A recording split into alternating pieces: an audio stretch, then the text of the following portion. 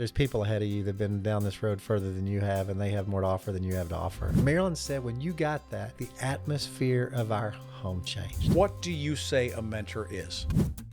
Welcome to the Grace Marriage Podcast. I'm Brad Rhodes. And I'm Marilyn Rhodes. We're here to help you build a marriage that's stronger, more connected, and full of grace. I'm Rick Dayton, joining Brad and Marilyn as we bring you weekly conversations designed to inspire and equip you to live intentionally in your marriage. We'll share practical tips, powerful stories, and strategies to help you and your spouse grow closer and thrive together. So whether you're just starting out or have been married for years, there's always room to grow. Let's do this together. This is the Grace Marriage Podcast.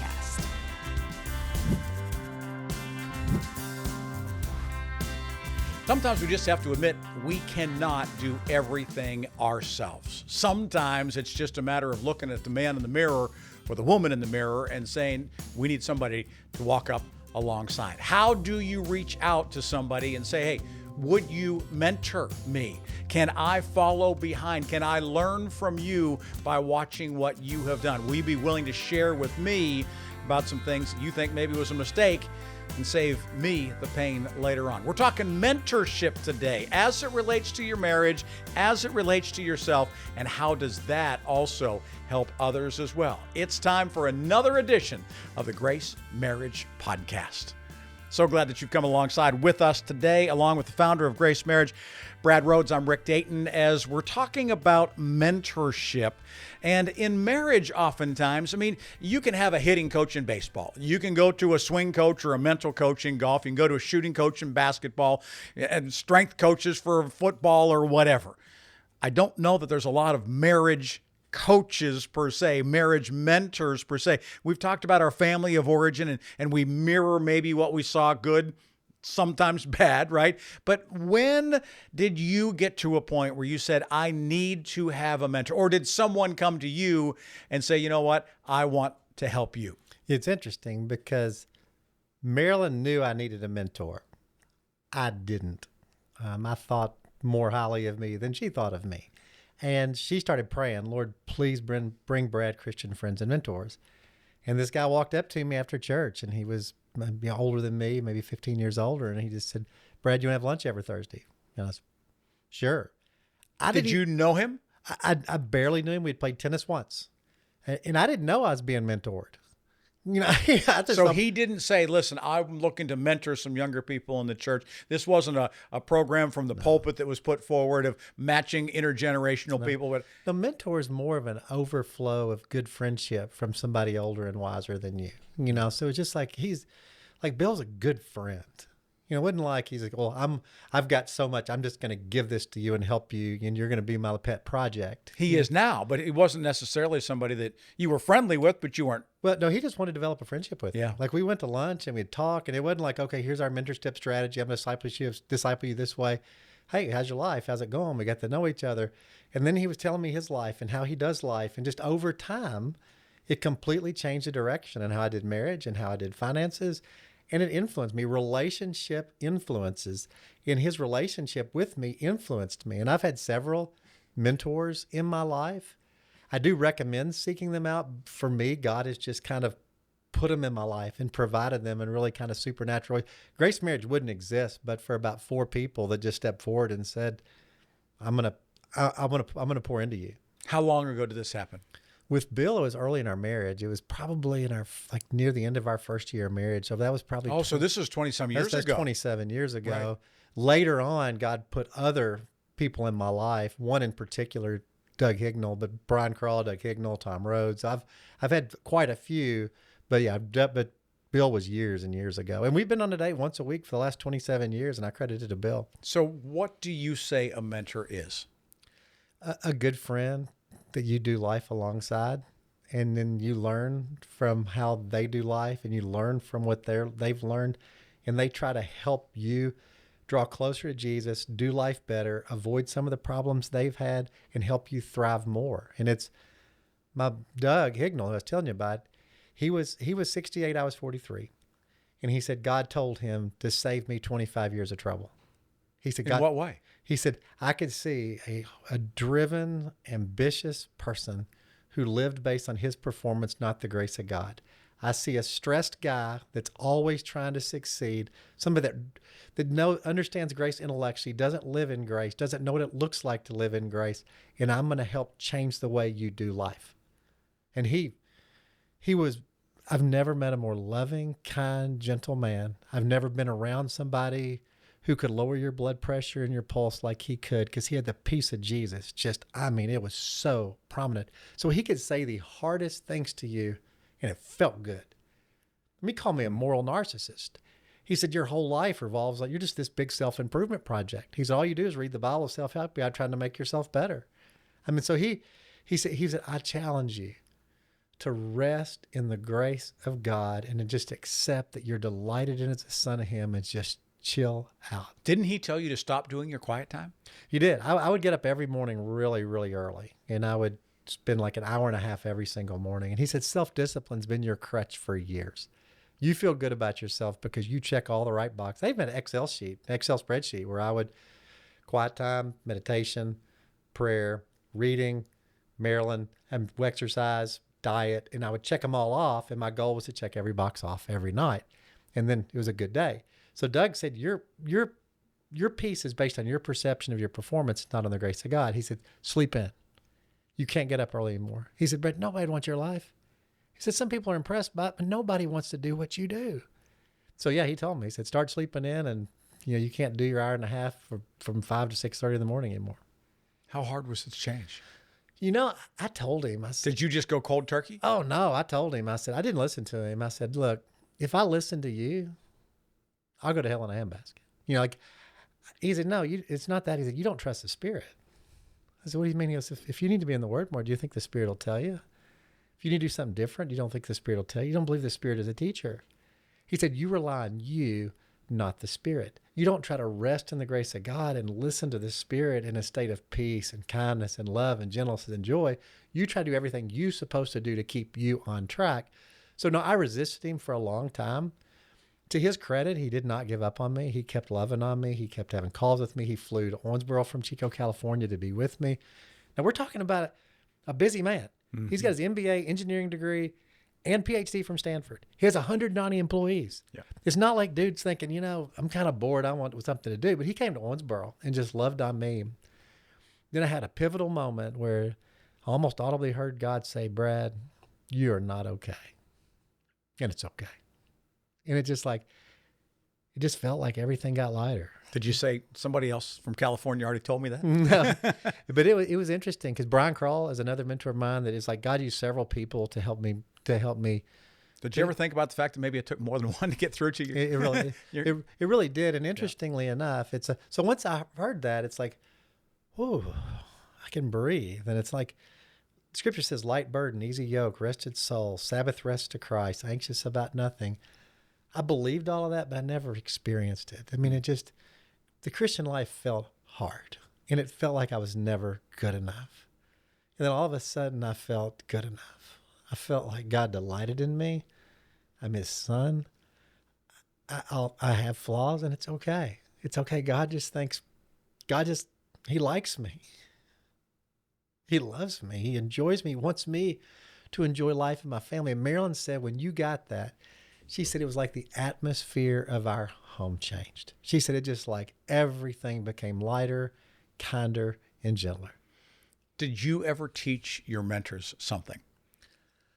That's a good question. That'd be better. Doug's gone on to be with Jesus. We can't ask him that.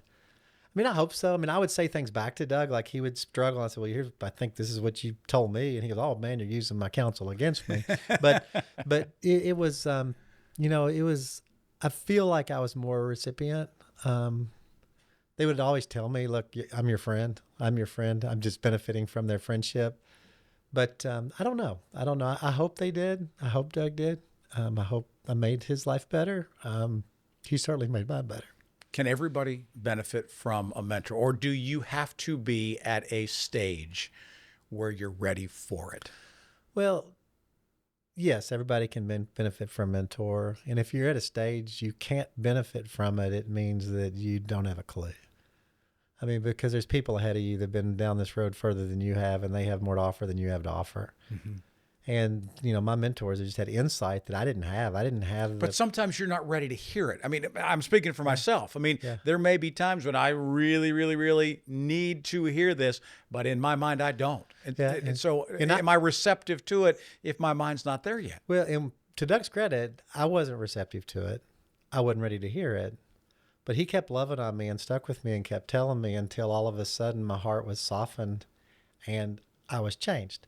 So, I think that it's more of a realization that as iron sharpens iron, man sharpens another man, and that there are folks ahead of you. I mean, I'm on my board. I've got people older than me because I want people I can't sell. I want people that have greater insight than I am, that are more mature spiritually than I am, have been through trials that I haven't been through yet, that can help me, and they do. And so it's, I think everybody can benefit from a mentor, and over time, who you're around influences you. So you don't even realize you're being influenced. Like when I'm having lunch with Bill every Thursday for all these times, did I realize I was being influenced? No. Did all of a sudden I have these life philosophies, and when I'm dating my wife, I'm doing these things, whoa, I got influenced. It's like my life's totally changed, but I really didn't realize it. But so you do end up, as bad company corrupts good character. I feel like when you're around good character a lot, it sure benefits your own.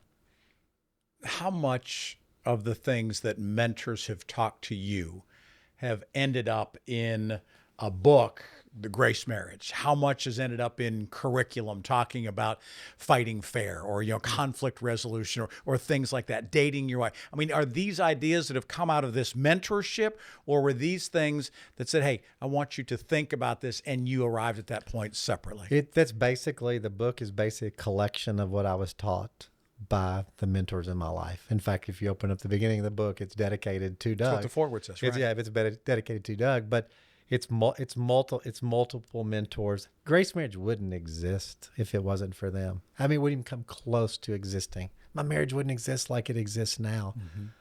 I see it as just an act of kindness of God. And Doug would remind me, he said, don't thank me for our friendship. He said, thank God. He said, God gave me a love for you. And he loved on me. I mean, a week before he died. I mean, I know he's dying of brain cancer. I go up to see him a week before he dies, and he's just as kind and gentle in his last week of life as he was when he was healthy as a horse. And I remember, I'll never forget, I went back in his bedroom, and it was a tough time because I knew I'd never see him on this side of heaven. And Doug said, any last parting advice you want to give me before I leave? He said, Brad, you've gotten to be better at listening to me, and you're teachable. He said, but you start doing well and you drift so quickly into your old way of living. He said, you need two people watching you closely the rest of your life. That was his last piece of work. He's like, Brad, he said, it's like, you get it. You get peaceful, you get margin, you get Sabbath, and you're kind. And then you slowly go crazy again. Then you call me crazy. So it's like, I'll never forget it. But it was, the book and everything is a collection of what God's taught me through other people. Did you ever resent having your feet held to the fire? It's interesting, not really. I'm thankful for it. I can say God has made me, I want to be a better husband. I want to be a better father. Resentful is maybe the wrong word, but I think you understand. It was hard. I mean, my mentors have said hard things to me. I mean, one mentor, Brian Krall, told me I was in a backyard standing by a shed. I remember where I was because he said, Brad, it's hard for my wife to even be around you. I'm like, well, that's comforting. Why? He said, because he said, you're so intense. He said, you have such a strong personality. My wife likes to chill. She likes calm. She likes peace. And you come in the room, you just bring, whoa. And he told me, he said, Brad, you got a great fastball. You can get things done. You got strong personality. You're persuasive. He said, but you don't have a slow pitch. You don't have that pitch where you can just chill and be relational. And he said, you won't find a major league pitcher with one pitch. And he said, so I'm going to help you develop a curveball. And I'm helping. And so I didn't resent hearing that. I can't say I liked it. And I can say when I'm around his wife, you know, and it's better now, but every time I'm around, I'm awkward. Like, is she miserable? Because here I am. You know, so, Well, and one of the things that made Nolan Ryan one of the greatest pitchers the game has ever seen is that, yes, he had the world-class fastball, but his curveball was incredible. And the difference between 100 and 101 or whatever miles an hour that he was throwing that night on a slow gun versus 82 is a difference of 18 miles an hour. And so not only is it breaking off the plate, but it's a whole change of pace, and that made it even more effective for him. And I guess that maybe is what he was saying to you, is you got to be able to reach people regardless of whether they need heat or a curveball. but he said basically a true man can get things done, can produce and provide. And a true man can love a woman well and be calm and chill and peaceful and just sit and listen to her for hours and talk to her and connect. He said, you can't be one and not the other and be a major leaguer. So he kind of let you know that you were kind of still in the Sally League then. He told me, he said, Southern League. He kind of, I think the term he used, I was still an amateur. An amateur. I think that was the term he used. Yeah. But You hadn't even been drafted yet. You weren't playing in pro ball. But you asked the term resent. No. Did it bother me? Yes. Bother me in a good way, because, you know, when you hear a mentor say something, you realize it's true. You realize a need to change. And that's the tough things Doug told me, the tough things Brian told me, and other folks. I need people still speaking into me. I'm a drifter. I mean, I know these things, but then I have a natural gear that gets overcommitted, too busy, and I go back too intense. So I still need people around me to hold me accountable. Can we find marriage mentors? I mean, it sounds like the guys that you're talking about, Doug's, Bill's, the people in your life were helping you personally, professionally. It drifted over into your marriage too. Do we need, as a church, as Grace Marriage, do we need to figure out a way to have somebody who's been married for 30 years to walk along somebody who got married last week? Assuming that the people who've been married 30 years are doing marriage well. Naturally. So- yeah. so, I mean, I yeah, should have said that. Yeah, and I mean, if you want to get better at anything, get with somebody that does it really well. If you want to get better at finances, get somebody that's managed money really well over the years and have them show you how to do it. If you want to be good at marriage, get somebody that does marriage really well and has done it over the years and grown their marriage. It applies not only to marriage, but to everything. I mean, if you want to be really good at baseball, get around really good hitters and really good pitchers and really good coaches. So you find people that are really good at something, and they don't typically get great at it overnight, but they're great at it now, and they can help you grow in ways you could never grow on your own. Right. So mentorship then, is it coming from a person? Is it coming from a couple? Is it coming from a group? Is it coming from a congregation? Is it coming from a community? Do you see what I'm saying? I mean, I think there's a lot of different ways that we can say, hey, listen, my pastor has been really, really good and speaks the truth to me. So that's one kind of mentor. Somebody else is a couple that we've known for a long time that, man, we just love the way that they are married, and we can pick their brain about that kind of, that's a couple of people. We've got a small group that we're in, that we study the Bible with, but that can hold us accountable. But you know what? We've also got a congregation around us that is the whole church, that there are times that, boy, we're feeling really empty, but they lift us up because they're not. I mean, those are 4 different examples. Yeah, are they all mentorship? No, not necessarily mentorship. I mean, they're influential. Like, I wouldn't call, like, if somebody doesn't know their pastor and they listen to their pastor speak every week, they're their pastor and it's beneficial and it's a growth mechanism. I wouldn't necessarily call them a mentor, but a lot of that's semantics on what you kind of call as mentor. But the key is that you want to grow closer to Jesus. You want to honor Jesus more, and you're on a path following Jesus, trying to grow. So people that are listening to this podcast, they're like, wow, I want to grow. I want to grow as a spouse. I want a better marriage. And they're seeking to grow through this. I commend you for it. People that go to church and listen to their pastor, that are in Sunday school classes, that are in small groups, they're in Grace Marriage. People that are committed to grow in areas of importance are those that typically draw closer to Jesus and closer to one another. Some folks just get stuck and they're the same 10 years now that they were 10 years ago, but they've not really sought out learning and never sought out growth. You can seek it out and not necessarily find. I mean, I realize the Bible talks about ask, seek, knock. I get that. I understand that. But you can be saying, hey, where do I find this person? You had one come to you. If that hadn't happened, would you have sought somebody out? Probably, I can't say that I would have. Most people are like, I don't want to put other people out. I know they're really busy. I know that. So it's kind of awkward for a lot of people to come forward and say, hey, can I have some of your time? It's wise to do that. And I would encourage folks to do that. I would more encourage those that are older that feel like they have something to just find people a little further behind you and just love on them. And you have no idea the influence you will have on them. I mean, you're in broadcasting. You've been broadcasting for decades. You have an opportunity with younger broadcasters and things to mentor them. Now you're mentoring them. You love them. You care for them. You pass on your wisdom to them, and they develop through your friendship, love, and skill. And I'd say if you're, whatever it is you have to offer, offer it. I thought about this at a funeral recently, that many of the people who were mentors to me for the last 15 years in the church where we've been are gone now. And you kind of look around and you just say, there are not a lot of their peers that are still here. You also look in the mirror and you say, there's a lot more gray hair than you used to be. And maybe that group has moved on. We have moved up, and it's time for us to step forward. How do you ask God to help you do that? Well, too, the older and more mature you get, the harder it is to have mentors. Because you've come further, it's harder. It's harder. I'm not sure how mature I am, but I understand where you're going with it. Right. Yeah, and too, you mentioned about when you lose mentors, that's hard. Like when when Doug died, it's tough because if I got out of sorts and chaotic, I'd call him and he'd get me out of the ditch and put me in the middle of the road. Right.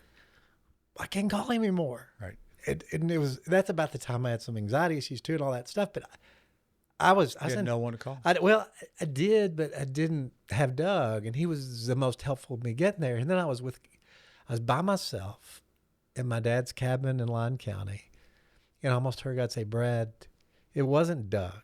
It was Christ in Doug that was helping you. And that same Christ is still with you and is still all around you. So you think you've lost it, but you haven't lost it. It wasn't his wisdom. It was me. And that was real comforting, and it's been helpful. But to your question about seeking out, I think God gives you unique love and affection for people. And when God gives you a unique affection and love for somebody, just step in and structure it. Like if Bill said, hey, let's start having lunch consistently. We'd never had lunch. If Doug said, hey, I'd love to have, if Bill said, let's have lunch sometime. We never had lunch. He's busy, I'm busy. He said, every Thursday, let's meet at the Campbell Club at noon. Okay, it's on my schedule. So you're not going to schedule a hearing. You're not going to schedule something else. That's busy. It's busy. It's every noon. If an effective mentoring relationship requires regular time and rhythm, otherwise the mentoring slowly dies off and stops. Right. So even if we had said, let's start trying to get together consistently, well, consistently would have become infrequent, would have become inconsistent, and then would have become never. So it's I've referenced it before. Atomic Habits says it's easier to do something 100% of the time than 90% of the time. So if you do mentor, create a regular rhythm you hold to.